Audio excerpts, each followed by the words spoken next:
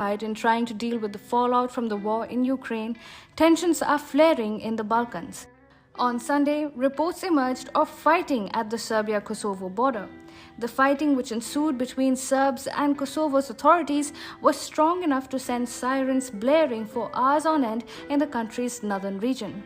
The world was taken aback by how quickly tensions rose between the two countries. You see, the residents of North Kosovo are mostly Serbs with a population of about 50,000 and refuse to recognize Kosovo's independence from Serbia.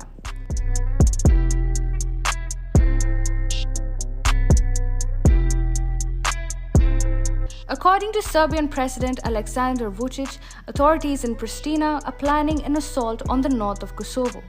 You see, the 50,000 Serbs who live in North Kosovo have so far refused to recognize the rules and institutions set by authorities in Pristina. A major bone of contention between the two sides has been the Kosovan government's push for Serbs to use license number plates of the country on their vehicles. Under the new rules, all Serbs entering Kosovo are required to carry an identification document with them at all times. This rule was set to be imposed on the 1st of August. Now, Kosovo has postponed the implementation of both these plans, seeing how large-scale protests were triggered amongst Serbs in the country's north. So, is a Russia-NATO face-off in the making?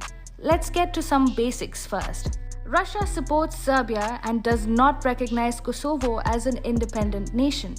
NATO and much of the democratic world, on the other hand, tends to be more sympathetic of Kosovo and recognizes its independence.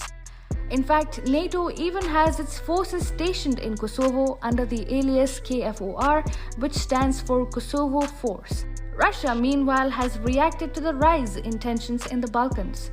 Russian Foreign Ministry spokesperson Maria Zakharova blamed the heightened tension on what she called, quote-unquote, groundless discriminatory rules imposed by Kosovo authorities.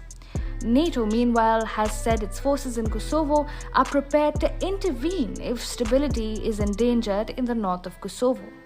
In a statement, the NATO-led force said, "The KFOR will take whatever measures are necessary to keep a safe and secure environment in Kosovo at all times in line with its UN mandate." Will the tensions between Serbia and Kosovo rise further? NATO sure seems to be ready for that.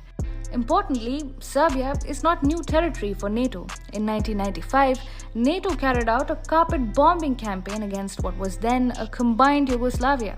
Much of the anti-West sentiment in Serbia can be attributed to the NATO's actions in the late 20th century.